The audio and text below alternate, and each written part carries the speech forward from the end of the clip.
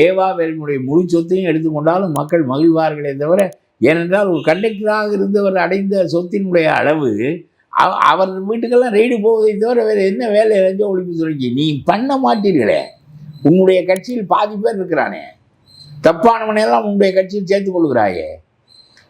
விஜயபாஸ்கருக்கு என்ன வேலை உன் கட்சியில்? சிவி சண்முகத்துக்கு என்ன வேலை? வேலுமணி எதற்கும் உனக்கு கும்பிடு விடுவதற்கு சட்டமன்றத்தை சுற்றி வருகிறார்.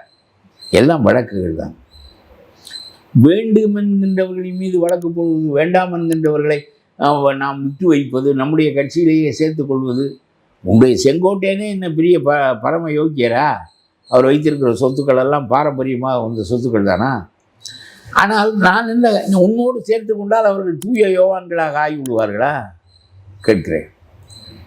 தூய யோவானாக வாழ்ந்துதான் தூய யோவானாக ஆக முடியுமே தவிர, உன்னோடு சேர்ந்தவனெல்லாம் தூய யோவானாக ஆகிவிடுவானா? அந்த பக்கம் இருந்தால் அவனெல்லாம் அயோக்கியனா?